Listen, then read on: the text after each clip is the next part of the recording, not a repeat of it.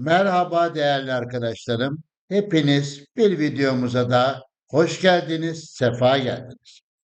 Arkadaşlar bu videomuzda takımımın geçen sezonki durumunu değerlendirmeden evvel biliyorsunuz 2 sezon devam eden bir Bundesliga etkinliği var, kart etkinliği var. Dolayısıyla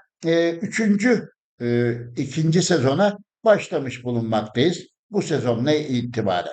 Şimdi arkadaşlar bu konuda zaten çok çelişkiler var. Yani tabii ki illaki sonunu gören büyük ödülü alan menajer arkadaşlarımız, dostlarımız vardır ama çoğu insan çok az bir farkla kaçırıyor veya istediği daha alt seviyelerde kart açabiliyor, takım açabiliyor. Arkadaşlar olduğu kadarla yetinmek bence en güzeli. Bunu yenilemiş olalım.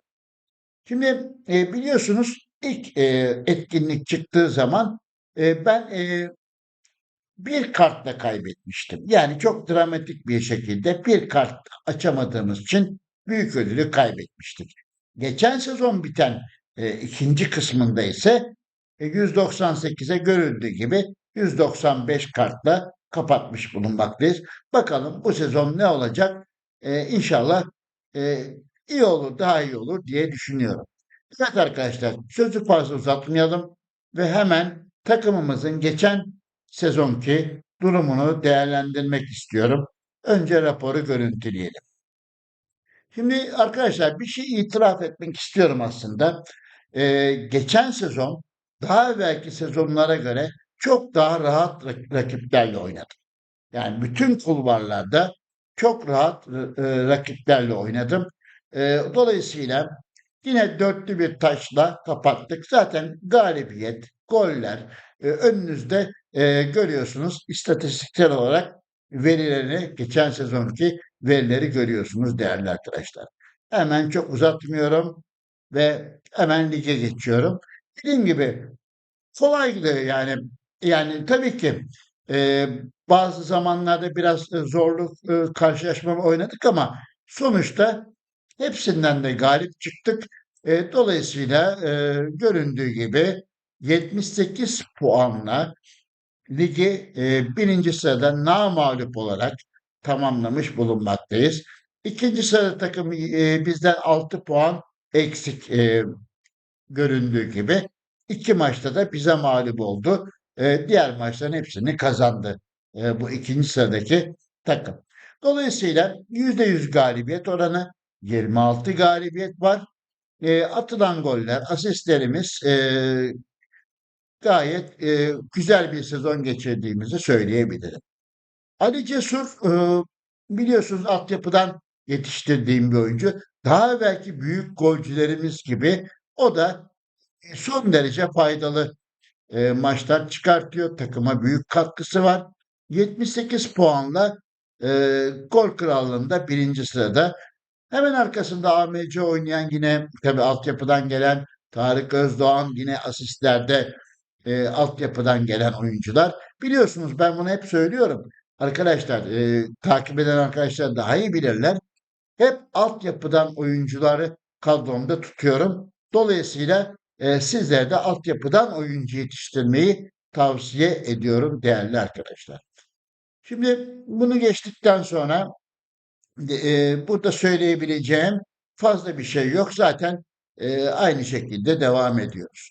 Gelelim kupaya değerli arkadaşlar. Kupada da zaten yolculuk en rahat yolculuklardan bir tanesi. Alınan skorlara baktığınız zaman da son derece rahat olduğunu söyleyebilirim. Ama şunu da belirtmek isterim. Finaldeki rakibimiz bize güç dengesi olarak yakın bir rakipti.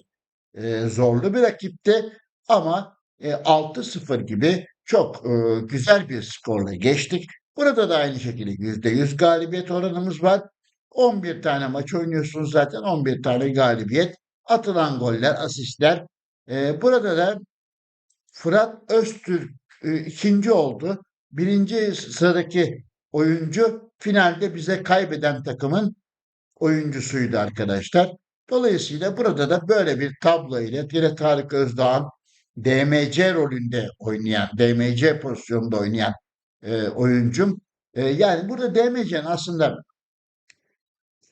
o, asistlerde başta olmak üzere önemini bir kere daha vurgulamak istiyorum. Yani DMC oyunda önemli bir e, mevki arkadaşlar. Önemli bir mevki. Top dağılımında, pas atmada, e, yani geriden oyun kurmada, orta saha ile defans arasındaki blokta çok önemli bir rol üstleniyor diyebilirim. Dolayısıyla böyle bir şekilde gördüğünüz gibi devam ediyoruz. Elit Lig'de ne yaptık arkadaşlar? Elit Lig'de çok rahat geçtik. Zaten lig aşamasını birinci sırada bitirdik. Ondan sonra aldığımız skorlar, yani burada söyleyebilecek aslında geçen sezonla ilgili çok da fazla bir şey yok. Yani her kulvarda rahat oynadığımızı söyleyebilirim. Çünkü daha evvel sezonlarda evet çok zorlu karşılaşmalarımız olmuştu ama geçen sezon rakiplerimiz bütün kulvarlarda bir kupa finalinde, biraz evvel göstermiş oldum, kupa finalindeki rakibimiz biraz bize yakındı. Diğerleri bizden daha düşük olan, overall'ları düşük olan takımlarla oynamış bulunmaktaydık. Dolayısıyla burada da %100 bir galibiyet. Yine Ali Cesur'un 39 golle gol kralı olduğunu söyleyebilirim. Yine bakın, burada yine Tarık Özdağ. Yani orta sahadaki bir oyuncu değil. Yine DMC rolündeki bir oyuncu. Dolayısıyla e, yani DMC'nin önemi çok büyük değerli kardeşler. Evet arkadaşlar, şimdi buradan da geçtik. Nihai kupada da zaten söyleyecek bir şey yok. Çok rahat bir şekilde aldığımızı söyleyebilirim. Şimdi değerli arkadaşlar, geçen takımımızın genel bir durumuna bakalım. E, Hepsi aşağı yukarı %90'ın üzerinde altyapıdan yetişen oyuncular. Altyapıdan yetişen oyuncular. Kalecimiz geçen sezonun altın eldiveni. Gerçekten müthiş maçlar çıkardı.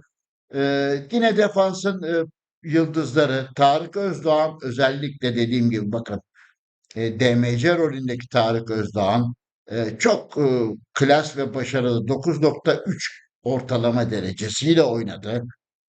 Küçük yine aynı şekilde Gölbaşı'nın yerine, daha evvel de bir videoda bahsetmiştim bundan. Gölbaşı'nın biraz daha yaşı ileri olduğu için küçüğü o şekilde oraya monte etmek durumunda kaldık ve artık bayrağı o devraldı diyebilirim oyuncular hakkında.